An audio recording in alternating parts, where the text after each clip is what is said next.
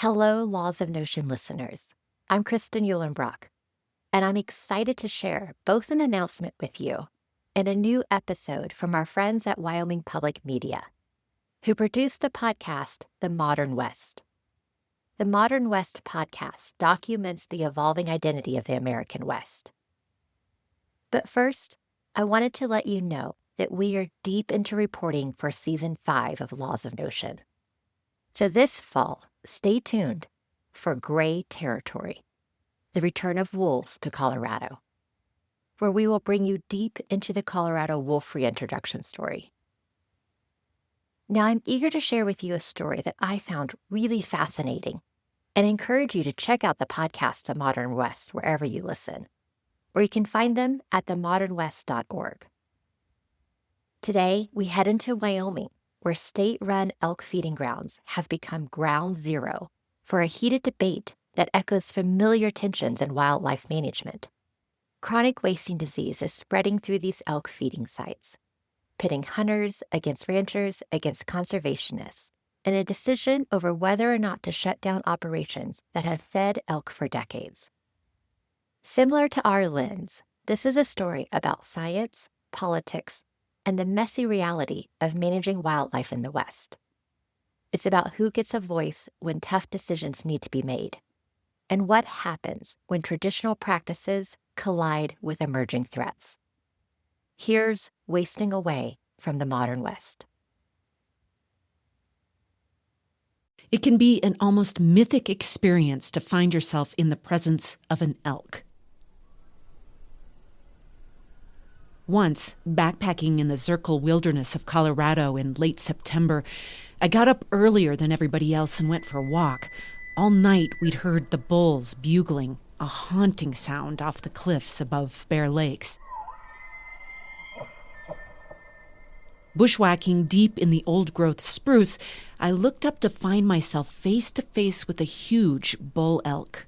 Just the two of us in all that silence. Not 30 feet apart, I carefully averted my eye contact and stood very still. So did he. It was mating season. I could see a cow grazing downhill. It could have been dangerous, but it wasn't. The moment seemed to last an eternity. The hermit thrush sang its morning vespers. The creek burbled. Then he moseyed away, and so did I. But here's a statistic that might surprise you. Over 1 million elk roam North America today, from North Carolina to California and up into Canada. These are adaptable and resilient animals with the ability to make do in the high alpine and the low desert and even coastal rainforests. But that 6-figure number is only a fraction of what the population once was pre-European colonization.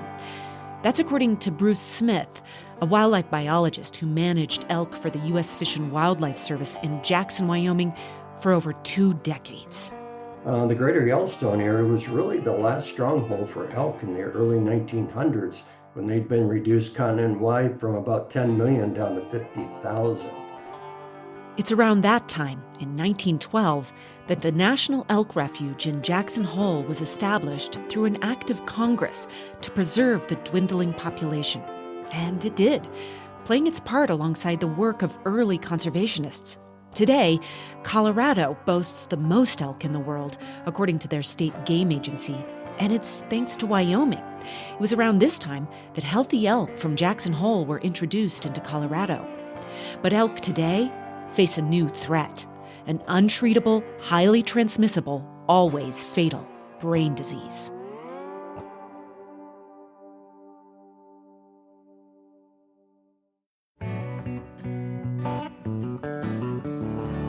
For Wyoming Public Media and PRX, this is The Modern West, exploring the evolving identity of the American West. I'm Melody Edwards.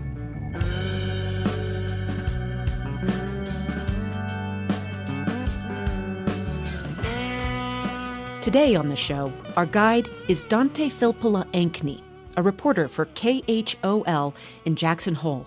He takes us to that elk refuge, where a decades-long dispute over how to best manage the Jackson elk herd in the face of this threat approaches a tipping point. I met Amy just outside the refuge on a frosty December morning as a slight snowfall from the onset of the winter season had formed a thin crust across the dull yellow grassland. Hi. Hey, how's it going, Amy? Yes. Amy, Dante. Nice to meet you. We met I jump into Amy's muddied white pickup, and I mean that literally, avoiding a broken running board attached by a single point on the bottom of the vehicle. that step is a little broken. Okay, so just make the big leap in. Yeah. Or just step on it and break it all the way off. That works for me too. Shoot, I can't be responsible for that.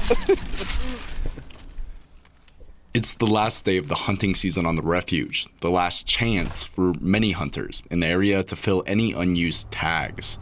Hunting is one of the best tools game managers like Amy use to keep populations healthy, like the thousands of elk in the Jackson herd that winter on the refuge, one of the largest elk herds in North America.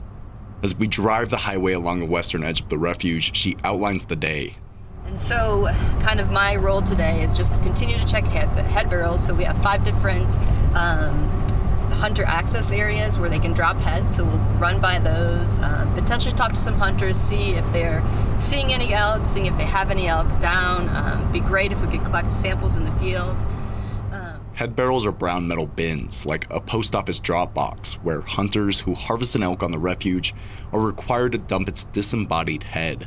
There are a couple of barrels at 5 different spots scattered across the approximately 40 square mile preserve at the bottom of the valley, and we plan to visit each. An important, though gruesome, part of Amy's daily rounds is to collect these heads during the hunting season. To my disappointment, and Amy's delight, she doesn't expect to find many heads today. Sparse early season snow means there's plenty left for elk to eat up in the neighboring hills and mountains. Most have yet to come down from the surrounding Bridger-Teton National Forest or Grand Teton National Park and onto the refuge. It's where they'll spend the next 5 months, once drifts pile up. We didn't get any new snow, so I don't think there's a lot of elk movement onto the refuge, so it might be a little slow today. We park on gravel near the first head barrels on the northern edge of the refuge, where it borders the park.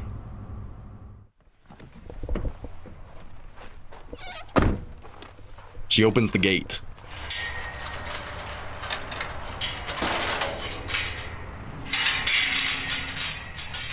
Opens the barrels. Sounds empty.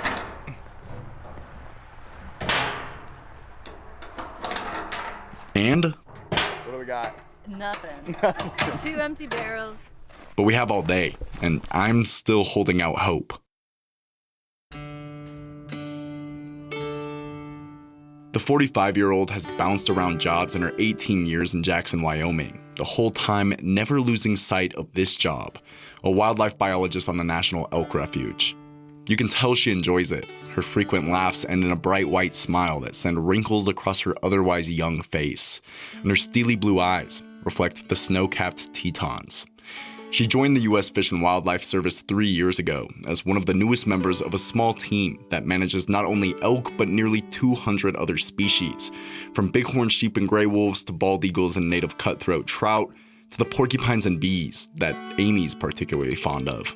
So this is my dream job. This is really where I want to be. I mean, obviously we have the amazing view. It's an awesome location.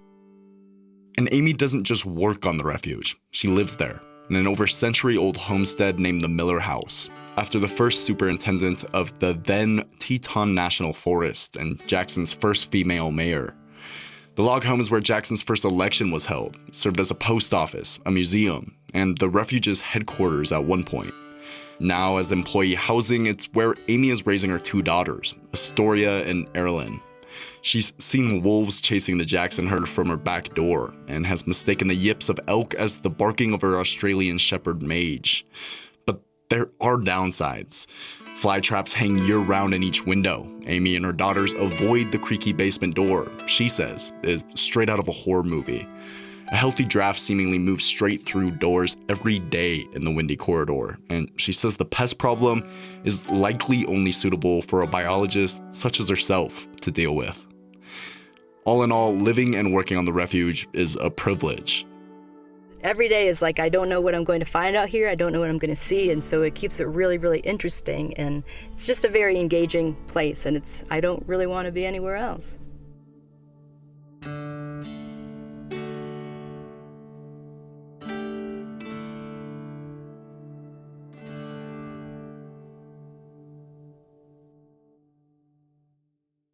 large part of Amy's responsibilities is to monitor, track, and prevent what's impossible to see, often until it's too late.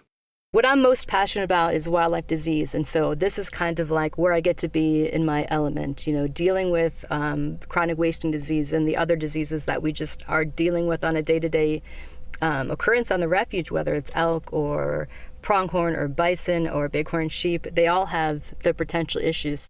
What I'm most interested in, and why I'm spending the day with her checking head barrels, is to learn about the thing she mentioned there, chronic wasting disease. The brain disease has been spreading through deer, elk, and moose across the West for decades. It spreads quickly, and with no known treatment, it kills its host 100% of the time. While it's most prevalent and well documented in the state's mule deer herds, I'm interested in how it's spreading through the area's 6 prized elk herds, most of which winter on the refuge. They're seen as the keystone species that keeps this ecosystem healthy and a source of tourism that props the economy of the region. Experts predict that if it becomes prevalent in just 7% of the population, the herd's numbers will start to decline as carcasses begin turning up. Though there's been one confirmed case of chronic wasting disease in the Jackson herd outside the refuge, it's never been detected on the refuge. So it exists in the herd, with a prevalence believed to be less than 1%, but that's a hard number to pin down. The disease can lie dormant in elk and on the landscape for years, and in order to test elk for the disease, they have to be dead, making it notoriously hard to keep in check. Remember the barrel of heads? Experts say the refuge and 21 other feed grounds in the state bring elk into too close of contact, where the disease can more easily spread. Just this past winter, the first case was confirmed on a feed ground south of Jackson, followed shortly after by cases on 3 other feed grounds even closer to the refuge, where it's banging on the gates and rattling its fences, if not already inside. Disease is definitely the biggest threat. Once chronic wasting disease comes in and really takes a hold, we have very few tools to really to manage it and to help increase the resilience of the herd. So doing what we can now to keep prevalence as low as possible is like the best route that we have moving forward. Amy and I slide back into our seats in our truck at the first head barrels. We've got 4 more sites, and within seconds are on our way to the next. As we travel across the flat grasslands spattered with sage and over the creek that snakes through the foreground of the world-famous Tetons, it's hard not to imagine how long the refuge can keep its status as exactly that, a refuge for elk. Though they've never met, Amy's work is familiar to Bruce Smith, who was working on the refuge when CWD surveillance began. He managed elk at the wildlife refuge for over 2 decades and has spent 3 as a wildlife biologist. He's written 2 books about the Jackson elk herd and their management in western Wyoming. Well, working with the elk herd and more broadly in Jackson was really a highlight of my career. It's such a special part of the greater Yellowstone area ecosystem, which is a very special part of the world. It just has world-class scenery, recreation, and of course, the fisheries and the wildlife that are there, just almost unsurpassed in the lower 48 states.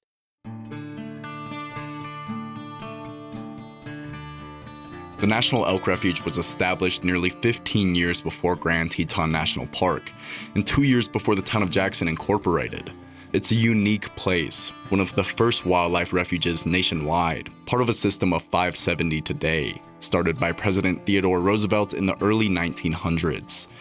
To the north and west, it's bordered by Grand Teton National Park. To the east, the Bridger Teton National Forest. And south, the town of Jackson.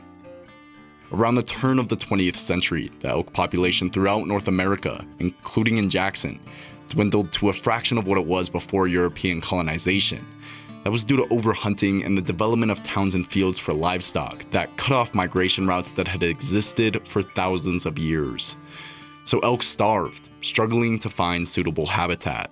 There were thousands of elk that had traditionally migrated, except maybe in very mild winters, out of Jackson Hole on historic migration routes to the Red Desert and the Little Colorado Desert Green River Basin.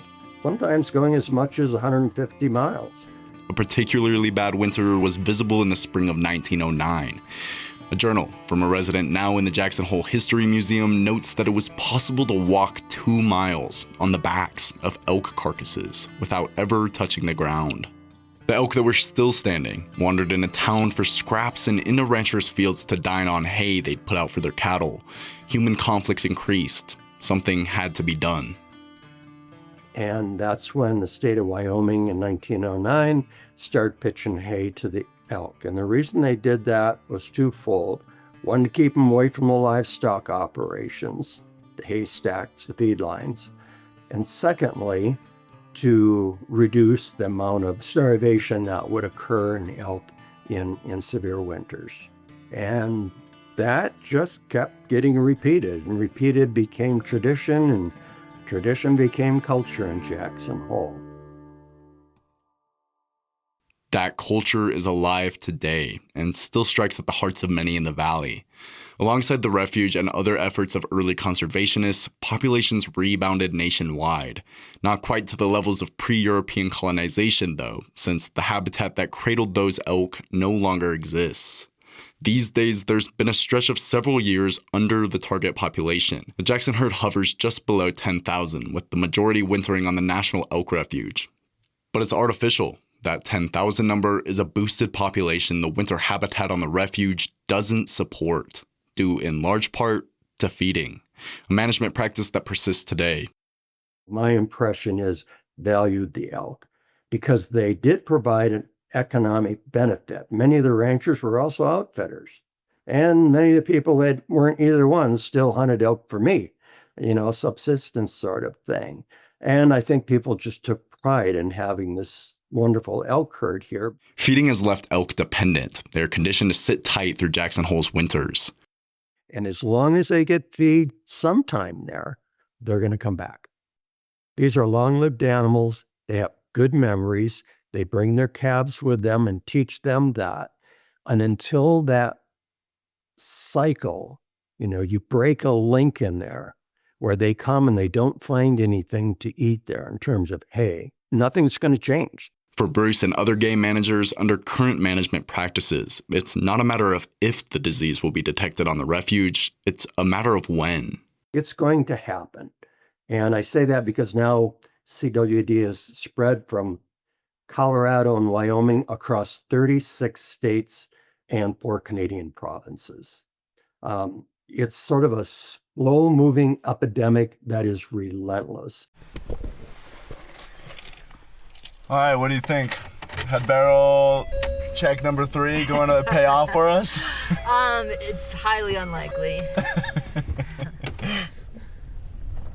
Amy and I bounce along rutted roads to our next set of head barrels.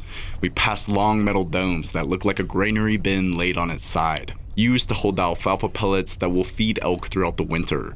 As she predicted, we're coming up empty-headed.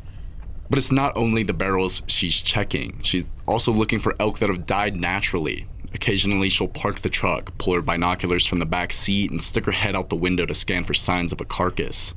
Elk will often wander to the warmth of a goalie as they feel themselves dying. Because a big portion of my job in the winter is documenting all mortalities that happen across the refuge, I try to key on what's happening with scavengers and birds in particular. The ravens are like my go-to clues for what's really happening on the ground. So I'm always looking for signs of bird activity, either sometimes if they're grouped in larger numbers in trees or even on the ground.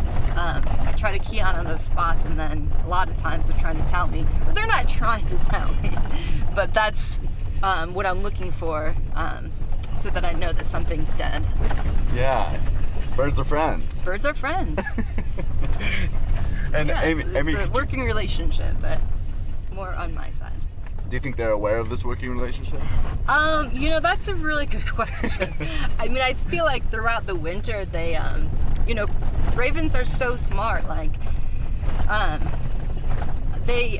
assume that they eventually do learn, like, my vehicle. And I do try to provide some benefit to them, so I'm hoping that we can work more closely. So, like, if I have an animal that's dead, I will try to open it up further to provide greater access to the carcass for them. So I'm hoping that they tell me and then I provide a benefit to them by making access to food more available. Again, the disease has been detected in elk across northwest Wyoming and once in the Jackson herd off the refuge, but it's never been confirmed on the refuge. Though that doesn't mean it's not there, incubating an elk or lying dormant on the landscape. CWD is passed through bodily fluids, feces, urine, blood, and saliva of elk, which can seep into the soil. The sooner a confirmed case is detected, the sooner Amy and her colleagues can take action. It makes her job that much more important. If a case is confirmed, chances are Gerard is going to be the one who finds it. I definitely thought about the day. I mean, there's been a couple of circumstances on the refuge that have been abnormal, where the elk definitely seems weird, is highly suspicious. I'm like, oh boy, this really might be the one, or finding it in a weird situation. Just there's all kinds of these different things that come up where I'm like, okay, I'm really worried that this is going to be the one, you know. And then just like dealing with the aftermath of those first positives. But yeah, it's something that I think about all the time. Every time that I'm at a dead elk, it's always on my mind. The aftermath Amy expects after a first confirmed case on the refuge is not hard to imagine. The future of feeding, given the spread of CWD, has spurred fiery disputes for decades.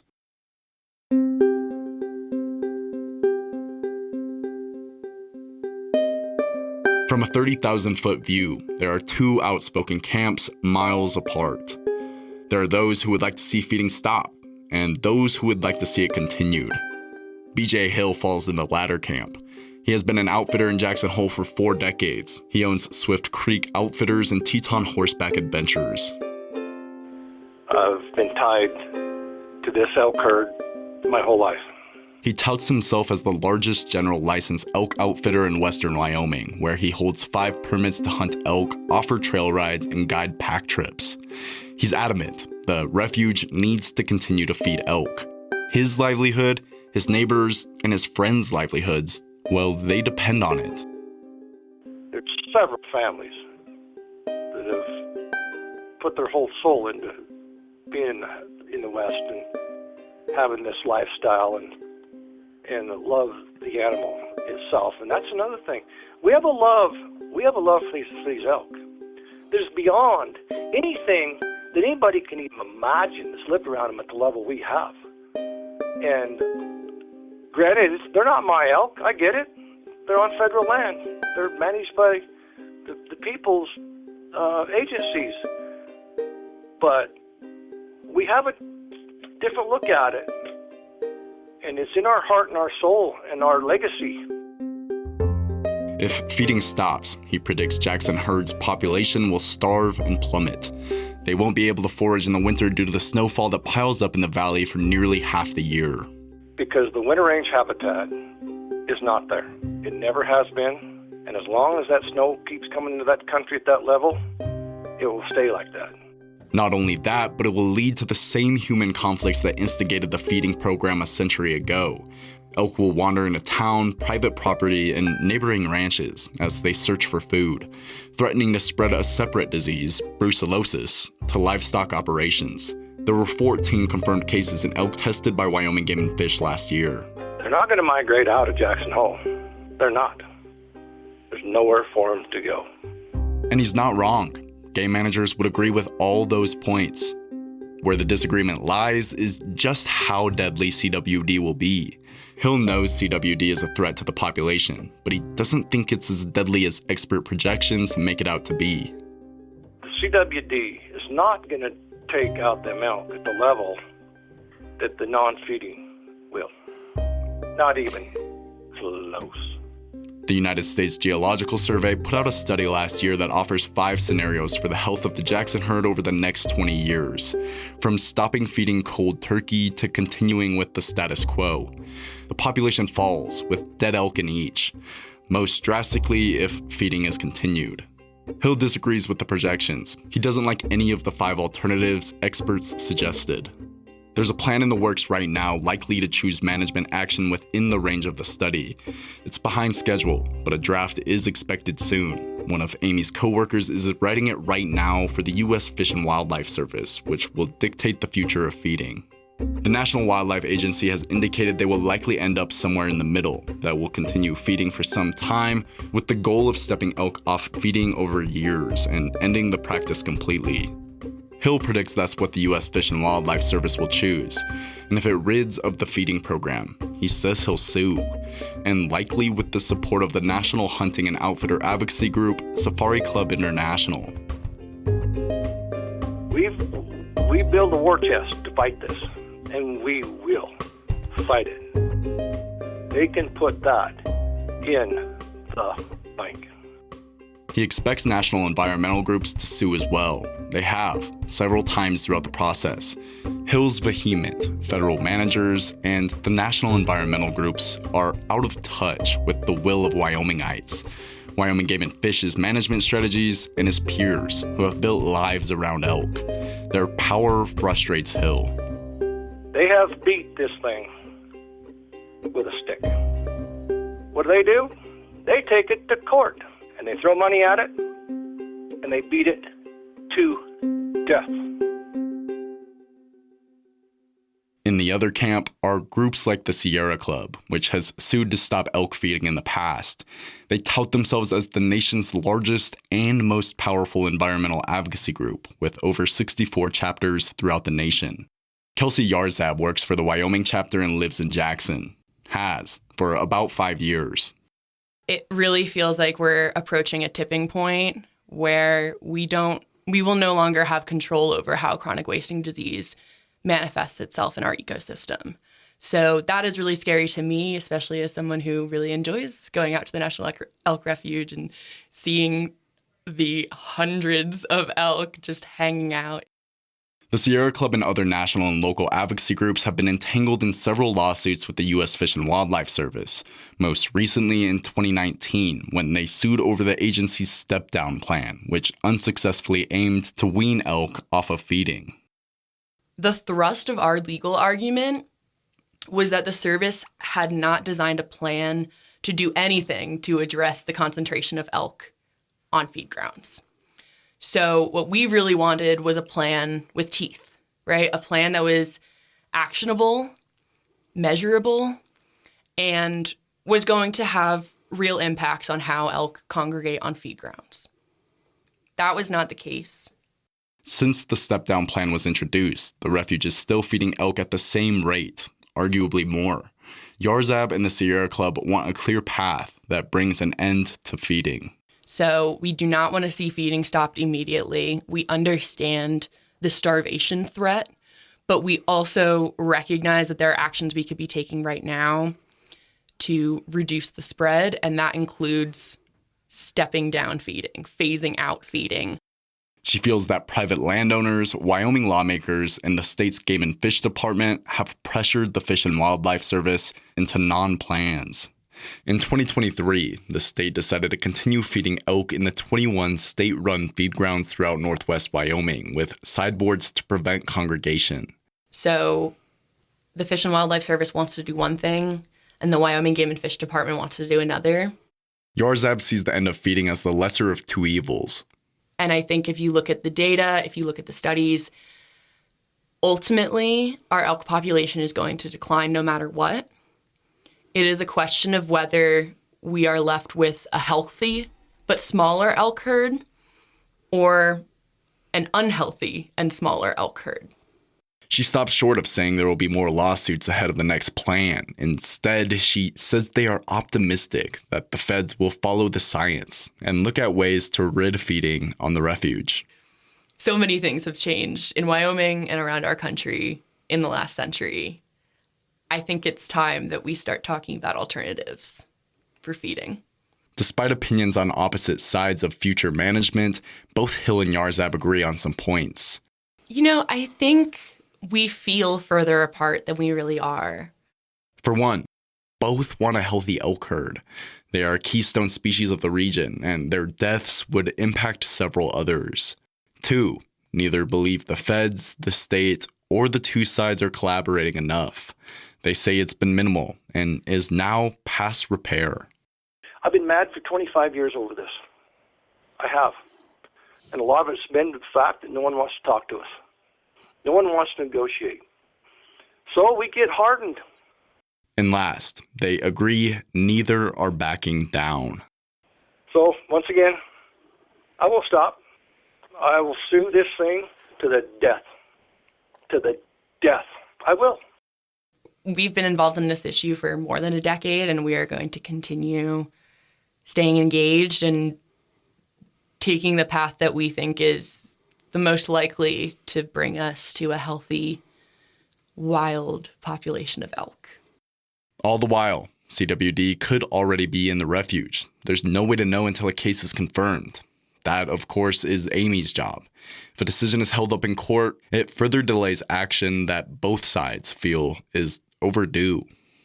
Bruce Smith, the wildlife biologist who spent decades on the refuge, agrees change is overdue. I've watched this since 1982, and it's many years after that, and nothing has really changed.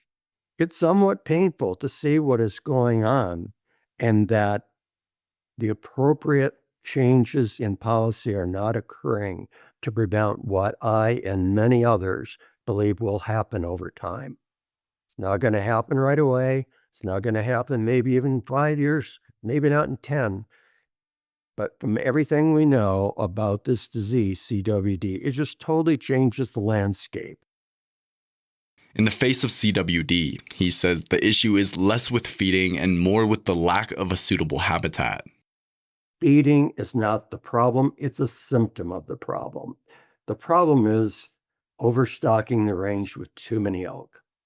So let's create a third camp for Bruce. He believes there is a middle ground that can be reached. Phase out feeding and reduce the elk herd to the amount of winter habitat it can support. So the reality is if we want to deal with all of the surface problems, the only way we can effectively do that for the long term, whether it's disease or habitat damage or whatever it may be, is to do what so many have been advocating for years now, and that is to reduce the population to the carrying capacity of the winter range that's available. But how to get to that decision is more complicated. It's political. There has to be agreement between the feds and the state. The state manages nearly every feed ground and all wildlife in the state. They play a huge role. The bottom line, though, on feeding is, and that's why I keep getting back to elk numbers, is even if you feed less or in a different way, you are still attracting those animals to that area and habituating them. It's like an alcoholic. No. Oh, I won't drink as much and I'll be okay. Yeah, it doesn't really work like that. He says their 2023 decision to continue feeding with sideboards is inadequate and hampers the Fed's ability to make substantial change. I mean, it's always been a situation where, at least with the Elk Refuge, they have bowed to the wishes of the state. And to some degree, their hands are tied because the refuge does not have the capability to reduce the elk herd down to the carrying capacity of the winter range. Only the state can do that in the way that they design the hunting seasons, permit levels, and all that sort of thing. Yeah, there's a hunting program on the refuge, but it harvests a kind of a pitiful few number of elk compared to what would need to be done. Bruce says getting elk to an adequate population is the primary issue. And the only other way to reduce the animals humanely, besides hunting, is to have a direct reduction, which would mean trapping and euthanizing hundreds and hundreds and hundreds of elk. And I don't think anybody's got a belly for that. In the USGS study published last year that offered population projections 20 years into the future for the Jackson herd, the alternative that reduced feeding and increased hunting cut the population nearly in half, but elk had a lower prevalence of CWD than if feeding was continued. It's the way forward for Bruce, who believes it will only happen if state and federal agencies have a dramatic change of mindset or a future lawsuit mandates it. The change of mindset really has to come from within the people of Wyoming. The resource belongs to the people. The elk, the state has primary responsibility for. When they're on the refuge, there's shared responsibility, but it's the people who own the wildlife. And ultimately, until the citizens of Wyoming in particular fear enough that this could end up being some sort of disease disaster, which will change things for the future. There's no going back once this happens, because there's no cure for the disease, there's no vaccination, there's no way to stop it that we know of.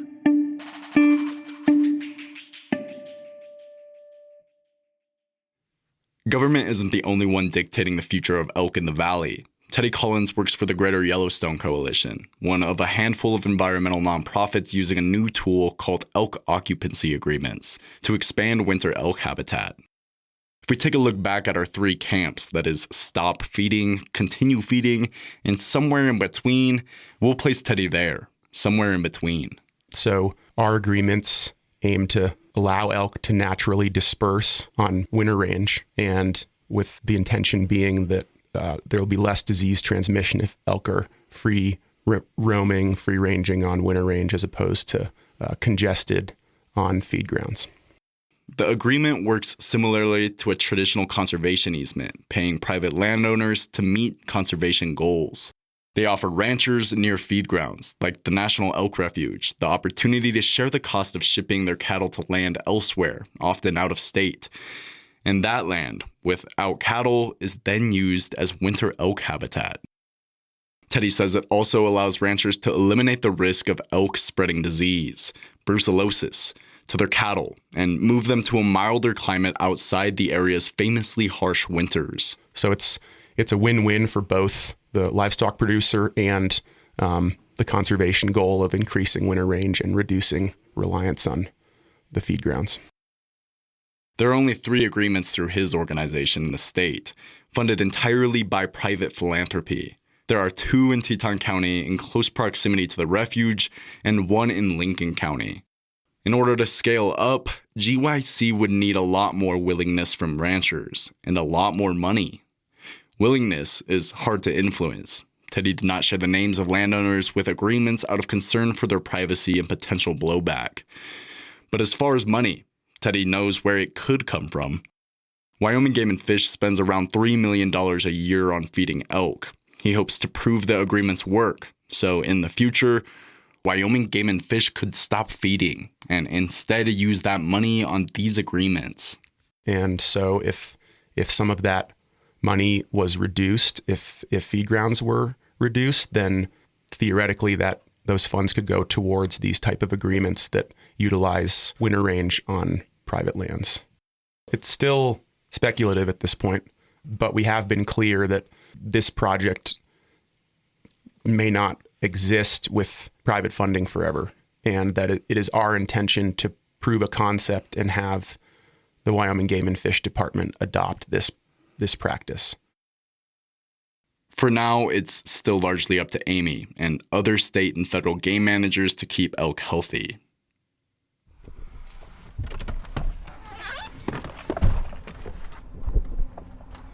Amy and I climb out of the truck at our final set of head barrels. All right, last one. Yeah, I'm crossing my fingers.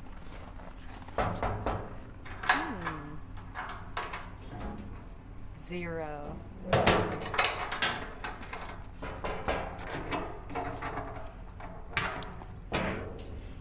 No.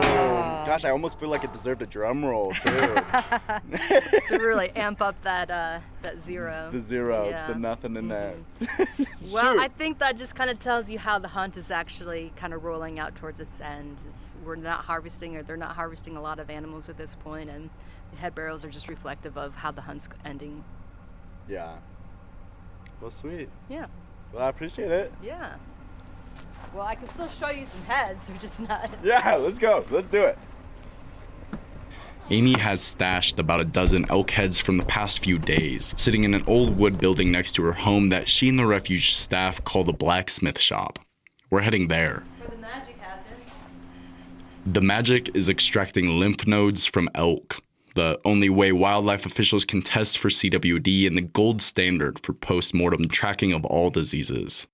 They act as a filter for pathogens that, when infected, become swollen. Humans have them too, near the same spot. When a doctor runs their hands along the side of your neck, they're feeling for swollen lymph nodes. Inside, the blacksmith shop smells like a slaughterhouse, with decaying flesh on all of the days-old elk heads thawing from their overnight stays in the head barrels. She's finished with these, but she tells me what the procedure is.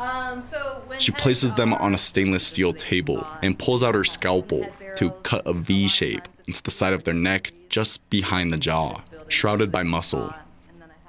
Then she gently removes the lymph node, about twice the size of a kidney bean, the same shape too, but a tad firmer.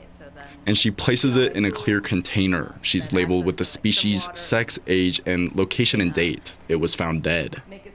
Later, it will be sent to Wyoming Game and Fish's Wildlife Laboratory in Laramie for testing. Sweet. Today, the stainless steel table has patches of dried blood left over from the dozens of elk heads. I've been doing a couple of these, so it's always been pushed to the next day. Yeah. She loads about a dozen heads onto a black sled, which she pulls over to her truck and lifts into the truck bed with a remote platform.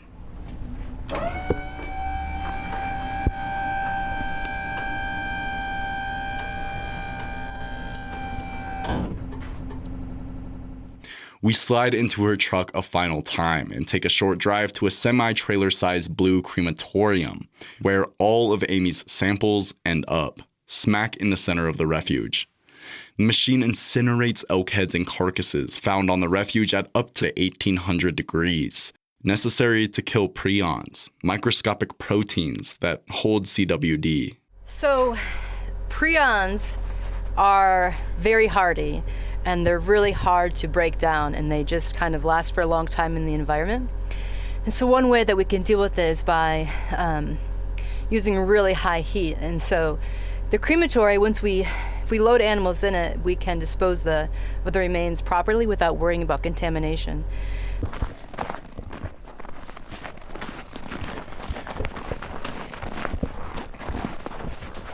All right, Amy, where are we walking? We're walking to this just like little storage container. It's where we keep the skid steer. We have one that's specifically only used for loading heads and carcasses. She opens the storage container and climbs into the skid steer.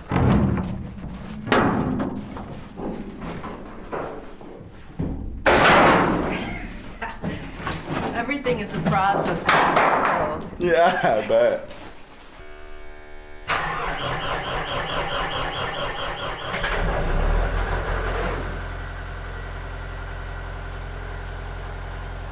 She heads from the container to the nearby crematory.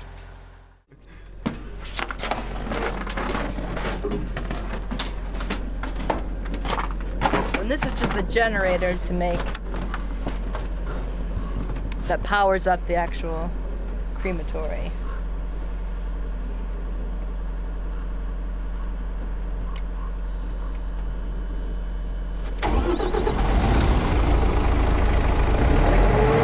Seems fancy, but I'm really just a button pusher.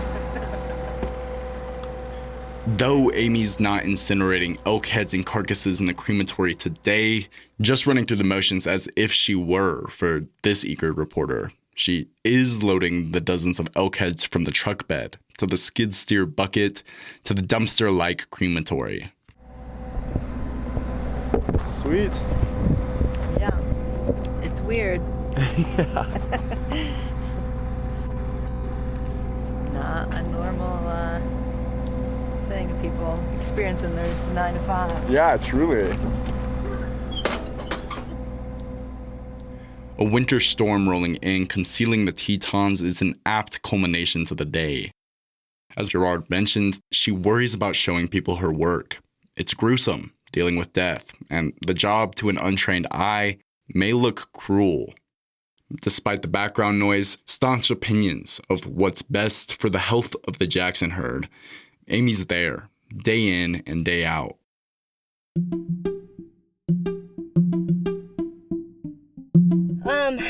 Yeah. Do I feel like I'm helping? I mean, I think that's always the goal. Like, I think people get into this line of work because they care. Like, they want to have a net positive impact on the species that they work with. And so that's definitely the goal. And I think, you know, sometimes my job is pretty like grim because I deal with like the death and destruction of it. But I think it's also really important. It gives us an idea of like what the health of these animals actually looks like, you know, and sometimes it doesn't look good, but I think, you know, I'm providing those details, and that gives us at least some information on if there's anything that we can do to help the resilience of the herd long term. So far, nothing has seemed to work. So our objectives for, like with the step-down plan, like trying to reduce the feed season, has not had the outcome that we were hoping for, the plan was hoping for. We're not feeding fewer elk on the refuge. We're feeding the same or even slightly more.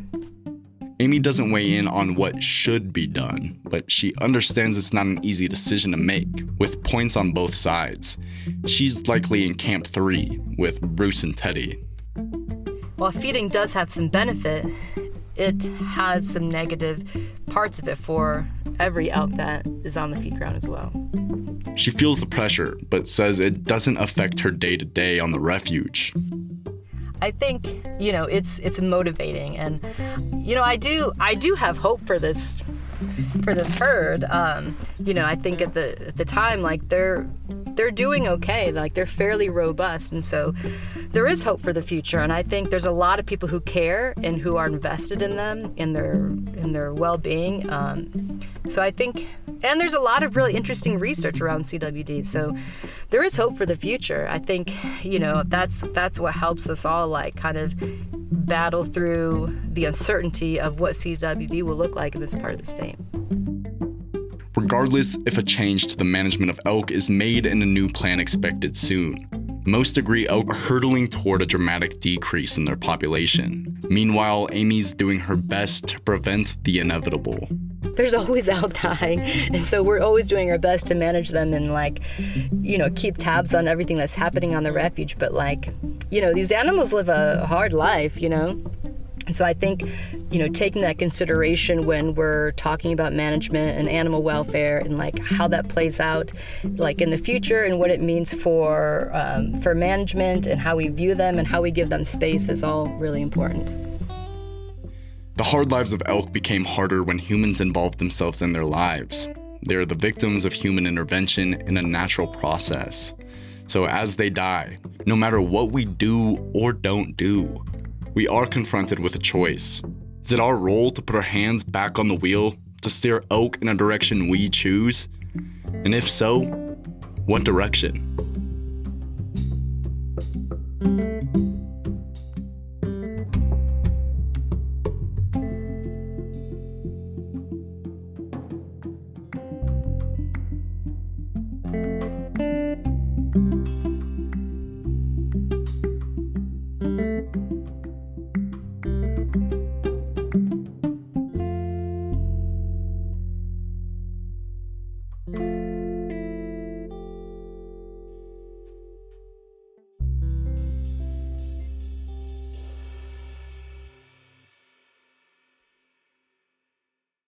Next time on The Gray in Between.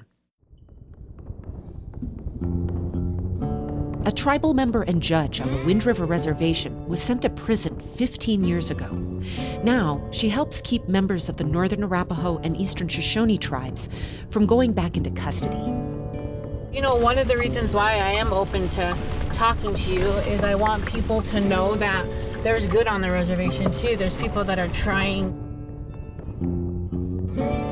Today's episode was produced by KHOL's Dante Filppula Ankney. I'm Melody Edwards. I was the editor, and McKenna Lipson was our sound designer. Thanks also for help from Cody Hume, Mike Gray, Camila Kudelska, Diana Dennison, and Rexana Kelly. Do you have a story idea for us? Email us at themodernwestpod@gmail.com. See photos and connect with us on social media at Modern West Pod. Our theme song is by Screen Door Porch. The Modern West is a production of PRX and Wyoming Public Media.